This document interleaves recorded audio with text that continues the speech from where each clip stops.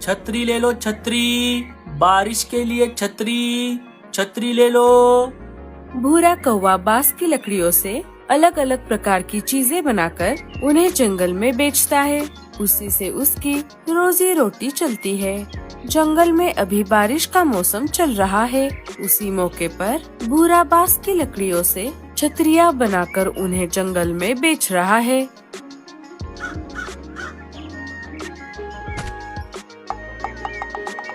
हे ऊपर वाले, मैं सुबह से छाते बेच रहा हूँ, लेकिन अब तक मेरी एक भी छतरी नहीं बिकी। अब मुझे बहुत भूख लगी है। चलो अब घर जाता हूँ। दोपहर हो गई है और खाना खाने का समय भी। रीमा मेरी राह देख रही होगी। खाना खाने के बाद मैं फिर से छतरियाँ बेचने के लिए जंगल में घूमूंगा। भूरा कौवा अपने घर की ओर निकल पड़ता है। थोड़ी देर उड़ने के बाद वो अपने घर आ जाता है। रीमा, मैं आ गया। जरा मेरे लिए पानी लाना, मुझे बहुत प्यास लगी है। रीमा भूरे के लिए पानी लेकर आती है। आ गए आप। मैंने आपको जो चीज लाने को कहा था, क्या आप उसे लेकर आए हो? नहीं रीमा, मैं सुबह से जंगल में छाते बेच रहा हूँ। लेकिन अब तक एक भी छाता नहीं बिका। यही बोलने वाले थे ना आप, इसीलिए आप वो चीज नहीं लेकर आए। मुझे पहले से ही पता था कि ऐसा ही होगा। अरे रीमा, तुम नाराज मत हो। तुम देखना, आज नहीं तो कल मेरे छाते जरूर बिकेंगे और उसके बाद तुम जो मांगोगी मैं तुम्हें वो ला कर दूंगा। हाँ हाँ, रहने दो। मुझे झूठे सपने मत दिखाओ। मैं तो कहती हूँ आप ये छाते बेचना बंद करो और कोई दूसरा काम करो, जैसे कि कुछ मिठाई विठाई, पकोड़े शकोड़े, आलू समोसे, वड़ा पाव, ऐसी खाने की चीजें बेचो। उससे हम माला माल हो जाएंगे। मेरा भाई कालिया भी ऐसे ही चटपटी खाने की चीजें बेचकर माला माल हो गया है। अरे रीमा, मुझे रसोई का काम नहीं आता। मैं तो सिर्फ बांस की लकड़ियों से चीजें बनाना जानता हूँ। चलो अब हम खाना खा लेते हैं। मुझे बहुत भूख लगी है। खाना खाने के बाद तुम भी छाते बेचने के लिए मेरे साथ आना। नहीं नहीं, मैं तो नहीं आऊंगी। मेरे मायके में मैं रानी बनकर रहती थी। मेरे मम्मी पापा ने बचपन से मुझे बहुत लाड़ प्यार में पाला है। मुझे किसी भी चीज की कोई कमी नहीं थी। लेकिन यहाँ आकर मेरी हालत एक नौकरानी की तरह हो गई है। एक तो घर पर इतना काम रहता है और ऊपर से आप मुझे साथ में चलकर छाते बेचने के लिए बोल रहे हो। हाँ रीमा, मुझे सब पता है। तुम तुम्हारे मायके में बहुत खुश थी, लेकिन यहाँ आकर तुम्हारे सपने सपने रह गए। लेकिन मैं प्यार भी तो तुमसे उतना ही करता हूँ ना। हाँ हाँ, उसी वजह से तो मैंने आपसे शादी की है, वरना मेरी शादी तो बहुत बड़े घर में होने वाली थी। तुम चिंता मत करो रीमा, एक ना एक दिन मैं तुम्हारे सारे सपने पूरे कर दूंगा। रीमा को भूरे पर तरस आ जाता है। मुझे आप पर पूरा भरोसा है भूरे जी। चलिए, मैं भी आपके साथ छाते बेचने के लिए बाहर चलती हूँ, लेकिन उससे पहले हम खाना खा लेते हैं। खाना खाकर दोनों छाते बेचने के लिए बाहर आ जाते हैं। छतरी ले लो छतरी, बारिश के लिए छतरी, छतरी ले लो। दोनों छतरी बेचते हुए शिकारी चीलों के इलाके से गुजर रहे थे। तभी उन्हें एक शिकारी चील बुलाता है। क्यों रे कौवे, ये क्या बेच रहा है तू? चील भाई, अभी बारिश का मौसम चल रहा है ना, तो मैं बांस की लकड़ियों से बने छाते बेच रहा हूँ। क्या आपको छाता लेना है? अच्छा, ऐसी बात है। बारिश का मौसम तो शुरू हो गया है, लेकिन बारिश का कहीं भी नामो निशान नहीं है। और इसी में तू छाते बेच रहा है? बेचना ही था तो कुछ और बेचता। अगर कोई खाने की चीज होती तो मैं जरूर ले लेता। हाँ चील भाई, मैंने भी इनसे यही कहा था, लेकिन ये मेरी बात ही नहीं सुनते। चलो कोई बात नहीं, जाओ अपने अपने छाते बेचो। अजी, हम भी एक छाता ले लेते हैं। क्यों? हमें क्यों चाहिए छाता? हमें छाते की क्या जरूरत है? क्या पता, हमें भी एक छाते की जरूरत पड़ जाए। अरे भगवान, बारिश का मौसम तो कब का शुरू हो चुका है, लेकिन अभी तक आसमान से बारिश की एक बूंद तक नहीं गिरी। मुझे पता है इस साल बारिश नहीं होगी, इसीलिए हमें छाते की कोई जरूरत नहीं है। बारिश हो या ना हो, मुझे एक छाता खरीदना है। अच्छा बाबा, ठीक है। भूरे, एक अच्छा सा छाता दे दे। चील भूरे से एक छाता खरीद लेता है। रीमा और भूरा वहाँ से निकल पड़ते हैं। इधर बाकी के पंछी अपने बातचीत करने वाले जगह पर बातचीत कर रहे थे। दोस्तों, बारिश का मौसम तो शुरू हो गया है, लेकिन अभी तक हमारे जंगल में बारिश नहीं हुई।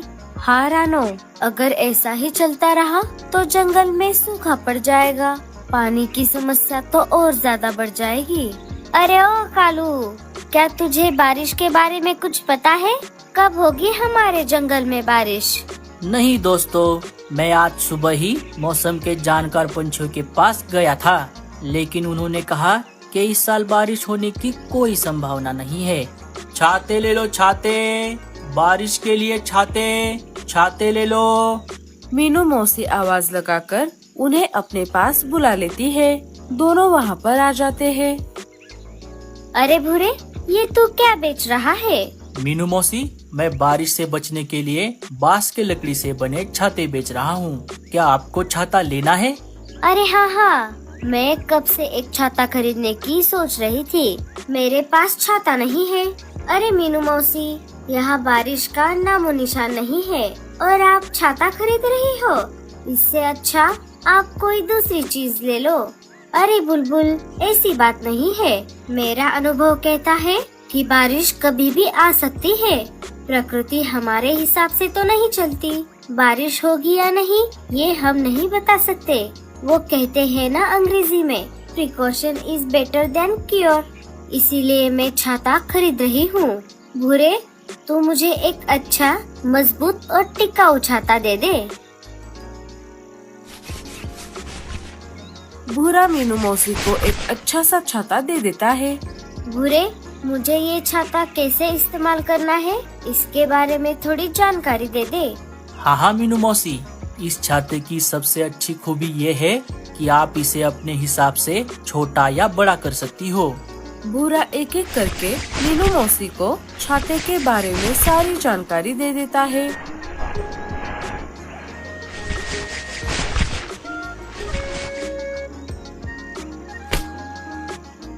अरे वाह, ये तो बहुत अच्छी बात है।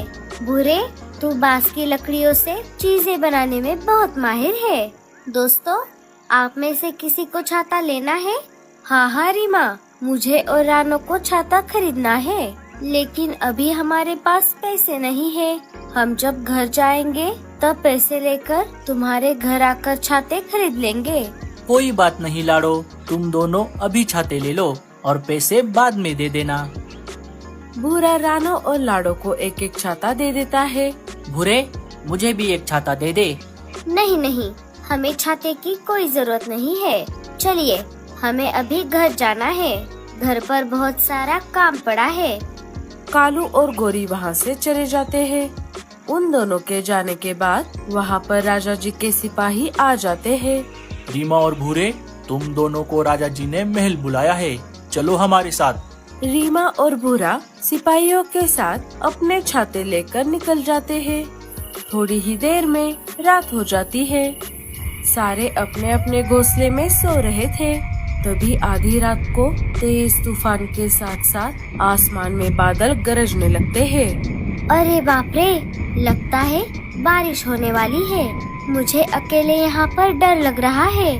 मैं एक काम करती हूँ, बच्चों को लेकर लाडो के पास चली जाती हूँ। रानो बच्चों को लेकर लाडो चिड़िया के पास आ जाती है। अरे रानो, तुम आधी रात को यहाँ कैसे आ गई? क्या कोई परेशानी है? नहीं लाडो, बच्चों के पापा काम के सिलसिले में जंगल से बाहर गए हैं और बाहर अचानक तेज तूफान और बादलों के गरजने की आवाज आ रही थी। मुझे अकेले डर लग रहा था, इसीलिए मैं बच्चों को लेकर तुम्हारे पास आ गई। अच्छा किया रानो, तुम यहाँ पर आ गई। सोनू और पिंकी के पापा भी आज घर पर नहीं है। मुझे भी अकेले घर पर डर लग रहा था। थोड़ी ही देर में तेज बारिश शुरू हो जाती है। चलो, अच्छा हुआ बाबा, मैंने आज भूरे से छाता खरीद लिया। इस बारिश का कोई भरोसा नहीं है, ये कभी भी टपक जाती है। देखा गौरी, मैंने तुमसे कहा था हम एक छाता खरीद लेते हैं। अब देखो कितनी तेज बारिश हो रही है। अरे कुछ नहीं होता, ये इतनी सी बारिश हमारा कुछ नहीं बिगाड़ सकती। गौरी ऐसा बोल ही रही थी कि तभी तेज तूफान की वजह से उनके घोंसले की छत हवा में उड़ जाती है। अरे बाप रे, ये क्या हो गया? गौरी चलो यहाँ से, हमें किसी से मदद लेनी होगी। वो दोनों वहाँ से निकलकर मीनू मौसी के घर के बाहर आ जाते हैं। कालू घर का दरवाजा खटखटाता है। मीनू मौसी, दरवाजा खोलिए, मैं हूँ कालू। हम बारिश में भीग रहे हैं, हमारा घोंसला टूट गया है। अगर मैंने इन्हें अंदर ले लिया तो दूसरा घोंसला बनाने तक ये मेरे ही घर में रहेंगे। इससे अच्छा मैं सोने का नाटक करती हूँ। मीनू मौसी आंखें बंद करके जोर जोर से खर्राटों की आवाज निकालकर सोने का नाटक करती है। खर्राटों की आवाज घोंसले से बाहर आ रही थी। अरे इतनी जोर से खर्राटे कौन मारता है? लगता है मीनू मौसी सो गई है, हमें कहीं और जाकर मदद मांगनी होगी। दोनों वहाँ से निकलकर लाड़ों के घोंसले के बाहर आ जाते हैं। घर में पानी न आए इसीलिए लाड़ों ने घर का दरवाजा लगा लिया था। रात भी काफी हो गई थी। लगता है लाड़ो भी अब सो गई है, उसका घोंसला भी छोटा है। चलो हम भूरे के पास चलते हैं। दोनों भूरे के घर के बाहर आ जाते हैं। अरे ये भूरा कहाँ चला गया? तभी उनको देखकर बुलबुल उनके पास आ जाती है। अरे बुलबुल, ये भूरा और रीमा कहाँ चले गए? कालू भैया, राजा जी ने उनके सारे छाते खरीद लिए और उन्हें रहने के लिए महल में एक कमरा भी दे दिया। मेरा घर भी तूफान की वजह से उड़ गया, इसीलिए मैं बाहर बैठी हूँ। चलो चलो, हमें किसी सुरक्षित जगह जाना होगा। सारे वहाँ से निकल पड़ते हैं। थोड़ी देर खोज करने के बाद उन्हें एक जगह खाली पड़ा हुआ टूटा फूटा घोंसला दिख जाता है। वो सब उस घोंसले में आ जाते हैं। उस घोंसले की छत से जगह जगह से पानी अंदर आ रहा था। तभी कालू को मीनू मौसी छाता लेकर जाती हुई दिखाई देती है। कालू उन्हें आवाज लगाता है। मीनू मौसी, इधर आइए। मीनू मौसी वहाँ पर आ जाती है। अरे तुम सब यहाँ पर कैसे? गौरी सारी बात मीनू मौसी को बताती है। अगर हम देवर जी से छाता खरीद लेते तो कितना अच्छा होता, हमें ऐसे बारिश में भीगना नहीं पड़ता। तभी मीनू मौसी के दिमाग की बत्ती जल जाती है। अरे हाँ, मुझे याद आ गया, भूरे ने कहा था ये छाता अपने हिसाब से छोटा या बड़ा हो सकता है। सारे मिलकर छाते को बड़ा कर देते हैं। उसे घोंसले के ऊपर छत की जगह लगा देते हैं। इससे बारिश के पानी से सारे बच जाते हैं। रात भर तेज बारिश चलती रही। भूरा और रीमा महल से निकलकर अपने दोस्तों से मिलने बाहर आ गए थे। तभी सारे पंछियों ने भूरे से अपने लिए एक एक छाता बनवा लिया। अरे वाह भूरे, ये तो छाते का घर बन गया।